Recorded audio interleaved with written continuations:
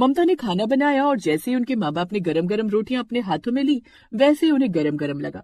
उन्होंने वो गर्मा गर्म रोटी अपने चेहरे पर भी लगा ली। उसी से ममता के दिमाग में एक आइडिया आया। उसने तुरंत 2 बहुत बड़ी बड़ी रोटियां बनाई, फिर उन्हीं रोटियों को सिलकर 2 कोट तैयार कर दिए और अपने माँ बाप को पहना भी दिए। अरे बेटी, तूने तो रोटियों से कोट बना दिया।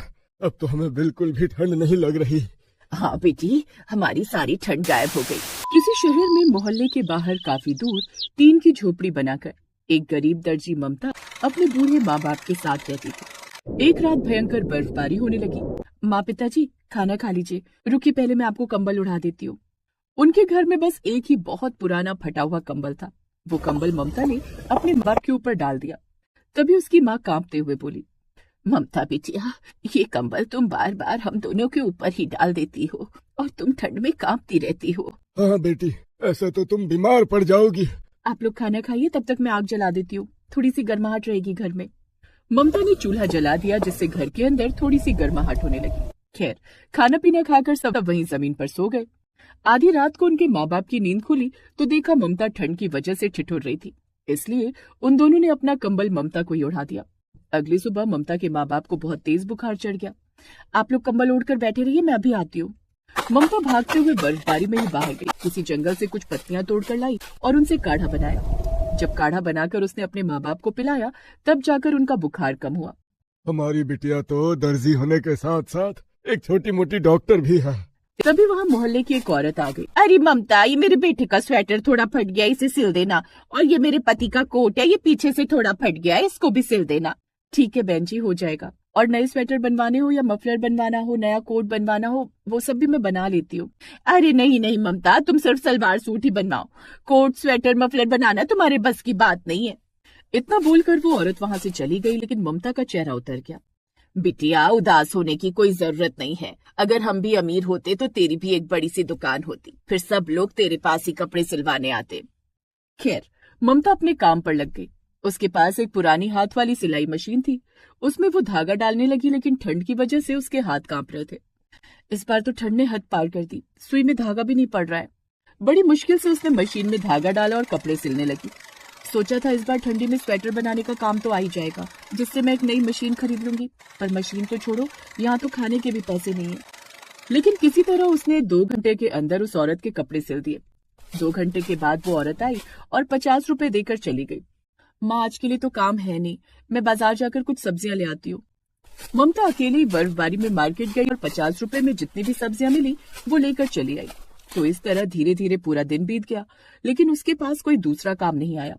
आज पूरे दिन में सिर्फ 50 रुपए का काम आया। अभी तो पूरी ठंड बाकी है, ऐसे कैसे काम चलेगा। मेरे माता पिता ठंड से कांपते रहते हैं। सोचा था एक रजाई खरीद लूंगी, लेकिन उसके लिए भी पैसे नहीं है। तो इस तरह धीरे धीरे रात हो गई। ममता बस एक आलू ही छिलने लगी। अरे बिटिया, सिर्फ एक आलू की ही सब्जी बनाओगी क्या? माँ, बड़ी मुश्किल से आज कई दिनों बाद 50 रुपए का काम मिला था, उससे मैं 3 किलो आलू लेकर आई हूँ। अब दोबारा पता नहीं कब मुझे काम मिलेगा, इसलिए एक आलू में ढेर सारा पानी डालकर सब्जी बना लेती हूँ। कम से कम हमें कुछ दिन खाने को तो मिलता रहेगा। ममता की बात सुनकर उसके माता पिता की आंखों से आंसू छलक पड़े। हमारी बिटिया कितनी सियानी हो गई है। ममता ने खाना बनाया और सब खा पी कर सो गए। रात में बर्फबारी और भी तेज हो गई। आसमान में बिजली भी कड़कने लगी। ममता के माँ बाप कंबल के अंदर भी ठिठुर रहे थे, पर अपनी बेटी को कुछ नहीं बताया। अगली सुबह उनके हाथ पैर अकड़ गए ठंड की वजह से। बहुत तेज बुखार चढ़ गया। मैं आप लोगों को जल्दी से काढ़ा बनाकर पिलाती हूँ। ममता ने अपने माँ बाप को काढ़ा बनाकर पिलाया, लेकिन इस बार उस काढ़े का भी कोई असर नहीं हुआ। दोनों का बुखार धीरे धीरे बढ़ता ही जा रहा था। 2 घंटे बीत गए, लेकिन उनका बुखार कम नहीं हुआ। तभी, इस बार आप दोनों की तबीयत कुछ ज्यादा ही खराब है, मैं डॉक्टर साहब को बुलाकर लाती हूँ। ममता भयंकर बर्फबारी में ही भागती हुई चौराहे पर गई और क्लिनिक से डॉक्टर साहब को बुला लाई। डॉक्टर ने उन दोनों का चेकअप किया और दवाई दी। डॉक्टर साहब, अभी तो मेरे पास पैसे नहीं है, मैं जल्दी ही आपको आपकी फीस दे दूंगी।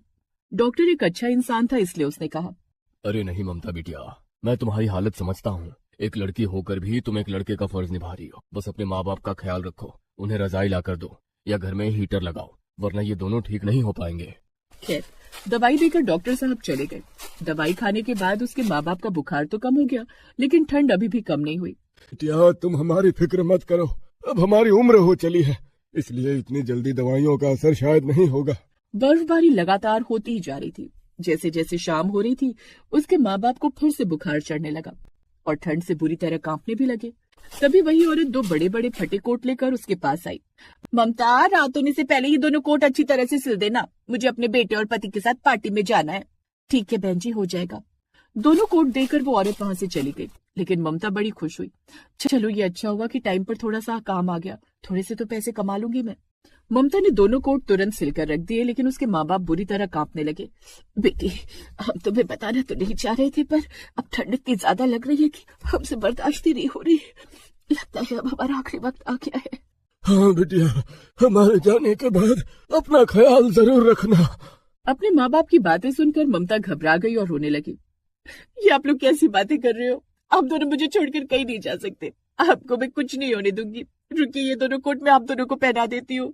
ममता ने वही दोनों कोट अपने माँ बाप को पहना दिए। बेटी, इस कोट से हमें ठंड से राहत तो मिल गई, पर ये तो हमारे पास ज्यादा देर तक नहीं रहेंगे। वो बहन जी अभी आती ही होंगी। उसने इतना बोला ही था कि तभी वो औरत अपना कोट लेने आ गई। उन दोनों को वो कोट पहना देख वो औरत गुस्से से बोली, बदतमीज लड़की, ये क्या किया तूने? अपने गंदे गरीब माँ बाप को इतने महंगे कोट पहना दिए तूने। मैंने कल ही इन्हें धुलवाया था, उतारो जल्दी से। बहन जी, मेरे माँ बाप बहुत बीमार है, हमारे पास रजाई भी नहीं है, दोनों ठंड से कांप रहे थे। अगर मैंने कोट नहीं पहना दी तो कुछ भी हो सकता था, मुझे माफ कर दीजिए। मैं ही गलत थी जो तुझ जैसी गरीब भिखमंगी लड़की को काम देने चली आई थी। जल्दी से मेरे कोट उतारो, मुझे धुलवाने पड़ेंगे। और सुन, इनके पैसे भी मैं ना दूंगी। हाँ। उसके माँ बाप ने कोट उतार कर दे दिया और वो औरत बिना पैसे दिए वहां से चली गई। बेटी, तुझे दूसरों के कपड़े हमें नहीं पहनाने चाहिए थे। हमारी वजह से तुझे कितना कुछ सुनना पड़ा, पैसे भी नहीं मिले तुझे। आप दोनों के लिए मैं किसी से भी कुछ भी सुन सकती हूँ, लेकिन अब क्या होगा? आप दोनों को तो बहुत ज्यादा ठंड लग रही है। अगर आप दोनों को कुछ हो गया तो मैं अभी जीकर क्या करूंगी? फिर धीरे धीरे रात हो गई, ठंड पहले से भी ज्यादा बढ़ गई।